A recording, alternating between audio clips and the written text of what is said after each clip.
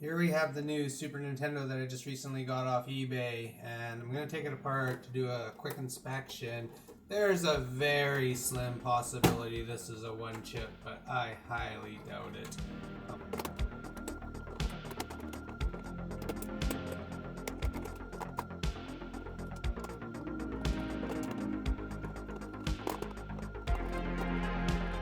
While we're in here, we're going to do a full restoration as well, and I want to separate the bottom tray, and it's really only the front surface or front side of this bottom tray that has discoloration on it, so I'm going to see what I can do to tackle that.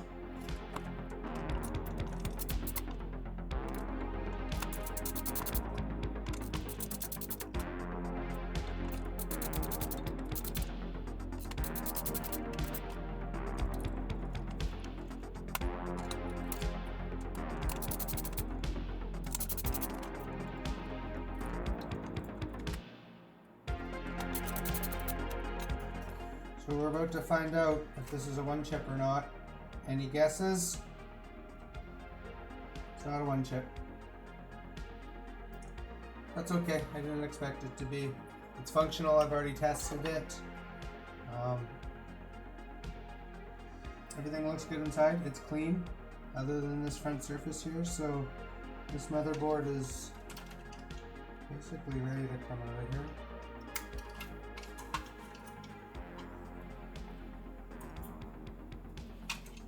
Just lifts right out of there. There's a little metal piece here that falls out right there, and sort of a couple of screws captured in here that need to drop below. I should have 6 of those, and I do. So this is the tray. I just wanted to separate this. I want to be able to try to clean up that yellowing. I think I'm going to try a magic eraser. I'm going to wash the rest of this. The rest is actually looks pretty good, and the top plate most especially looks almost perfect, like including the decal and everything. It's going to still get a good wash, but I'll probably lubricate these switches and get in there, and I'll dismantle that and clean that up too. Maybe I'll do some of that on video, but for now I'm going to go and try to see what I can do with that front.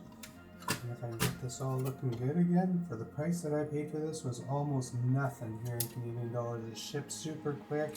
I got that extra Mario All-Stars with Super Mario World included with it, which is Peak Mario on the Super Nintendo. Plus this fully functional SNES. Those 2 controllers, remember you have the discoloration. I gave this one a quick wipe and it's nearly all gone. The rest of the controller looks and feels pretty good, so I'm going to definitely be able to probably get that all out of there. I'm going to take that to the wash too, and even hit that with the magic eraser. I haven't tried that yet. That's going to be a new technique. I'm thinking it might work good on the front here. I got nothing to lose really. I was wanting to kind of buy a beat up one, and that's why I was looking for just kind of broke down ones that still worked, because I want to do a case swap and probably get a retro game restore case, and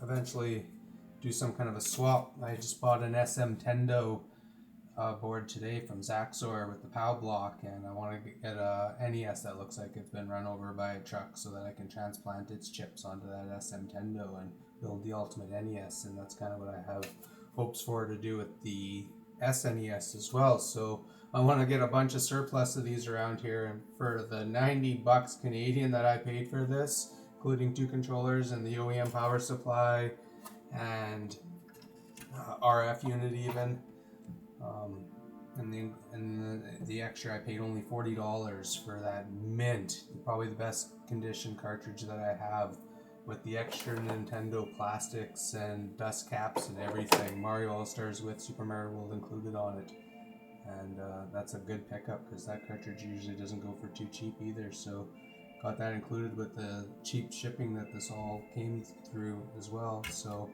an excellent deal. I think I'll be able to clean this up, and this will be just kind of like I have another Super Nintendo it's in really good condition, and I treat it with like a white glove service each time I pull it out to use it, so I might be able to just keep that one tucked away for now until it's like ready to go into a safe place when I've got my full basement kind of developed, my media room, my gaming room, whatever of the future. That's always going to be my dreams for some time yet, but eventually that'll be what I have, and that's where I can go. And until then, if I can just get one of these that's just ready to like bang around on the shelf and come out when my friends are over and stuff, I'd feel much better about it, and I wouldn't have to be hovering over top of it if it was deployed. So that's the purpose of this unit for now, and I'm going to get it cleaned up, and it'll probably look nearly as good from a distance at least. So I'm just going to continue to strip this unit down.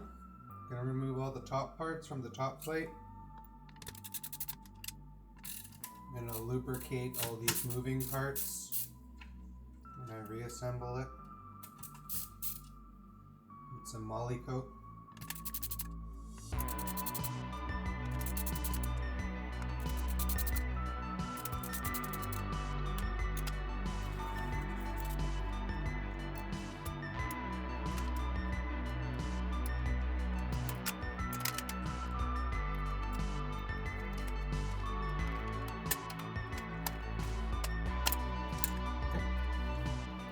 So that's all the pieces for the top cover. I never actually disassembled my other one this far. It already looked too clean and too mint. But this one here is going to be, this will be a storied Super Nintendo, I believe. Who knows what its destiny might be, but it'll be getting all the experimentation. And the other one will probably be left mostly stock and clean the way it is. But these are all the pieces in the top cover. Everything's going to go down to the sink now, except for this. This board looks pretty good. I don't think we have any problems in here. I haven't given it a thorough inspection yet, but I'm just looking at the capacitors right now and they look fine. And the rest of it does as well. It's functional, and I actually have the OEM cartridge cleaner for that already.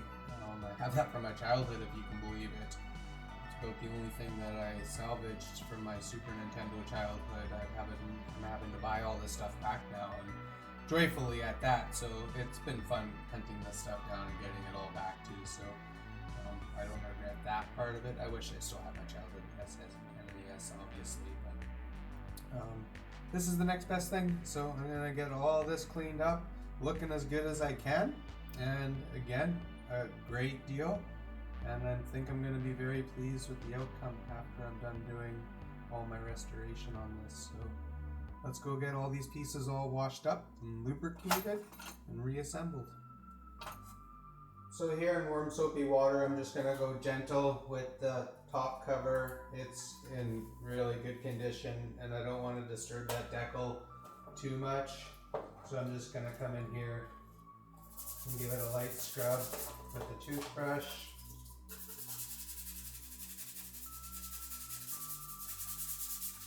You guys have seen this before if you've been watching the channel. I'm not going to show too much of this.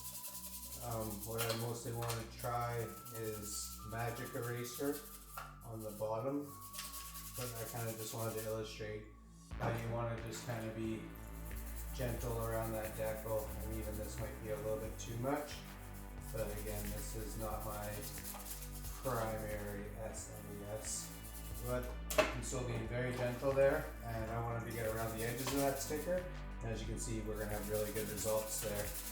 So, and you guys know how this works. I just do the same thing with the rest of these parts, gently where necessary. So I'm going to get the rest of all this washed up, and we'll get back to putting it all back together. So back up here with these controllers, I think I want to do the same thing with these and just get them taken apart and soaked in that soapy water. So I'm just going to get these taken care of real quick.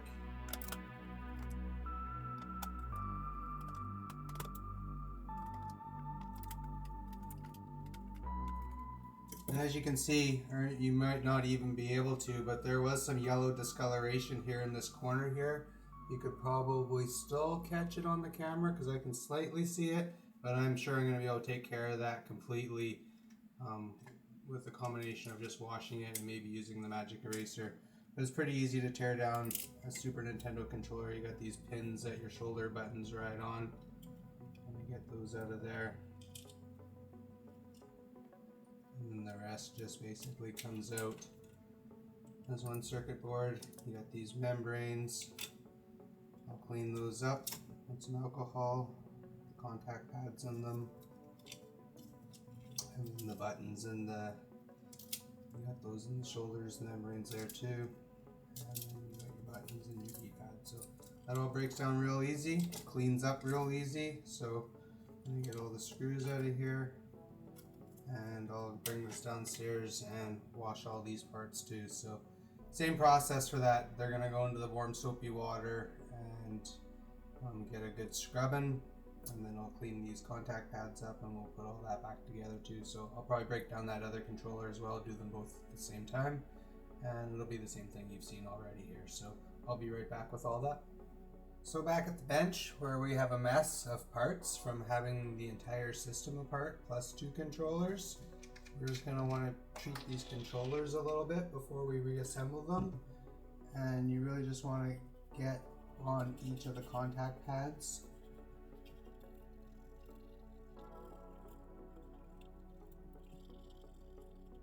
Where you want to concentrate mostly is the divide between the contact pads. Make sure that's nice and clean and clear. Kind of go with the direction of that. Give it a good scrub in there. You can see it's mostly just the carbon and stuff taken off the top there. It's not a problem, but this can definitely help alleviate future problems.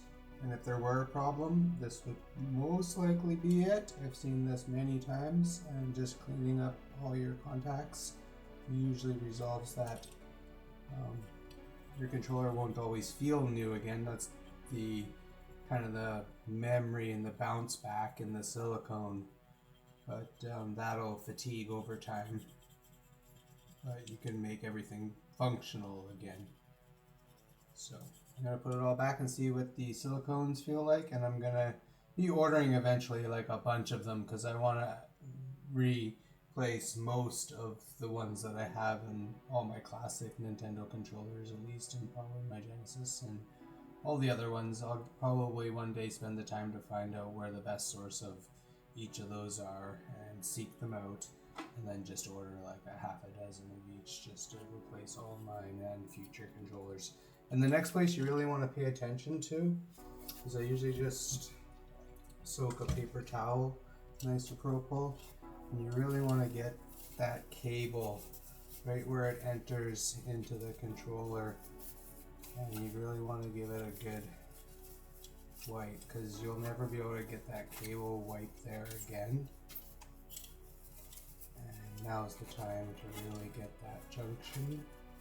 And then after we'll be given the entire cable a wipe like this, but before you reassemble, you really want to get in there because any drips that were on that controller can follow into the controller, and that's where it would be within this S bend. So with all that cleaned, I'm going to do the same with the other one, and then we'll get to putting it back together. So with all of our parts cleaned with soapy water, I've used Q-tips and isopropyl alcohol just to clean all the contact pads in the membranes and on the boards, and now it's time to reassemble.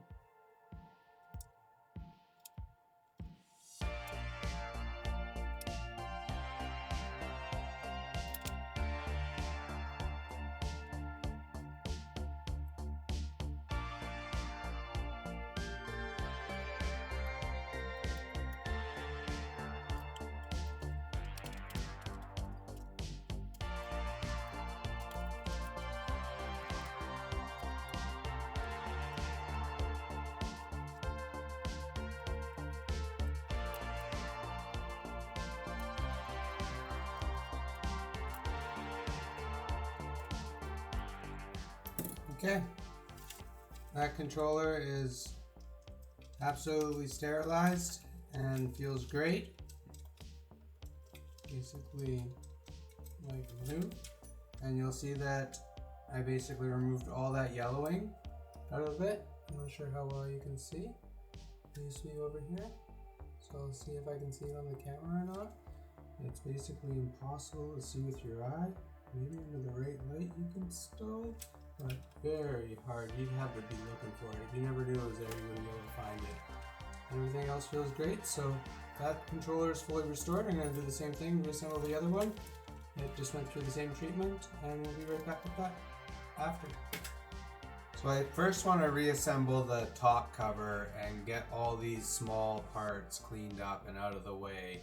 And as for the bottom cover, I'm going to actually be trying to do some retro bright, and I'm going to try a precision treatment because it's only the front and the rest of the bottom tray is essentially perfect, and only the front is yellowed, and it's slightly in the controller ports too. So I'm going to be attempting to do a just shallow submersal of just these two components with UV light and a bright sunny day, and hopefully I can get a precise treatment of just the front of these two pieces, enough to time it out, close enough anyways.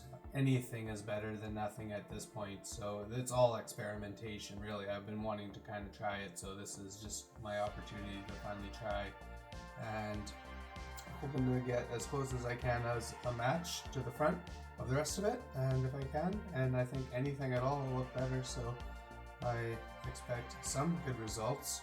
And as for thinking I might be adding some moly coat for any kind of friction points, there really isn't. It's a great design. There's no plastic wear on any of these parts that have been moving in these little trays this whole time, and it's not a problem at all. So adding any kind of moly coat or anything there would maybe make it even worse. So right there is just fine, and I'll continue to put everything back together.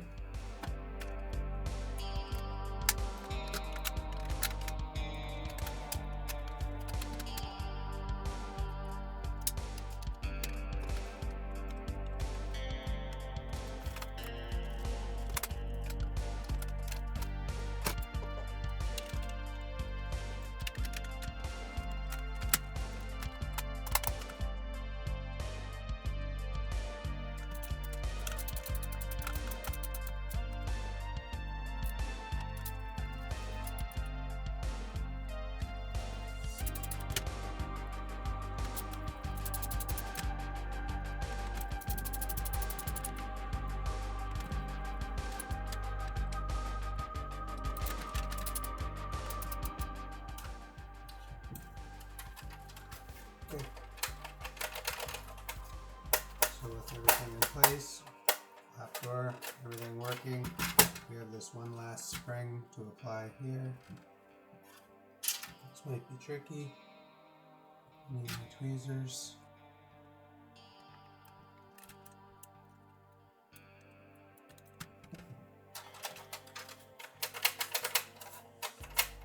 There's that spring is working fine. So that whole top cover is refurbished, and as you can see, like, that sticker is still perfect. This whole top cover is essentially like new, and most of the bottom cover is too. Unfortunately, the front of it's not. So we're gonna experiment a little bit with that, and hopefully we can turn out some good results. And when we do, we'll be able to put the rest of it back together. I've already tested the main board and everything. We've done a restoration on that already. I have it over here. It's completely cleaned. I went over this entire thing with Q-tips and paper towel and isopropyl alcohol and cleaned every surface. And it was the same thing as the last one that I restored here. There's just some flux and stuff that's left over from the manufacturing and everything, but I got it all off. Everything is shiny on the back of this right now. So what was there is all clean, and I'm sure that was never going to be a problem, but it was definitely not doing anything to help, and it looks so much better when it's nice and clean. So this board is fully restored.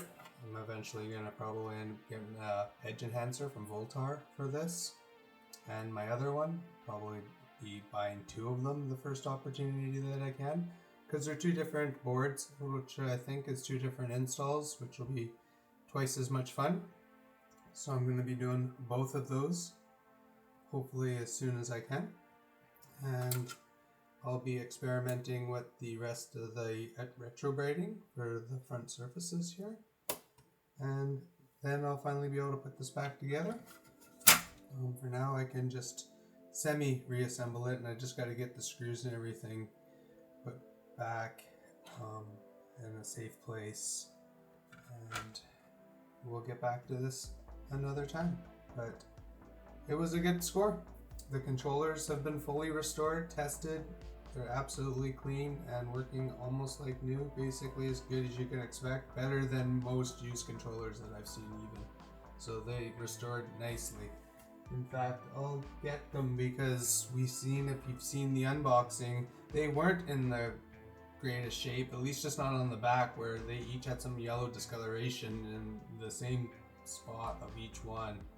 And it wasn't a good look, but I was able to completely restore them to looking almost like new. So I'll show you guys those before we go. And this will be coming back to this weeks or months later, because that edge enhancer I don't think is getting anywhere near close to shipping, at least to Canada. Yeah, I'll get it as soon as I can though. Until then, this is fully functional. I'm going to get it back together enough so that I can still use it. And this will probably just be my beater that I can use anywhere I go. It's the camping season even now, so I'm going to be going camping, so I might bring this along with me there. So yeah, it's good to have an extra Super Nintendo around, and I'm going to be able to do some experimentation with this one, including that retro braiding, and see what else I can do with it. So this one here is going to have lots of stories to tell. I can feel that already, so I hope to see you guys in those videos. There's going to be lots more to come. Until then, I'll talk to you later. Bye.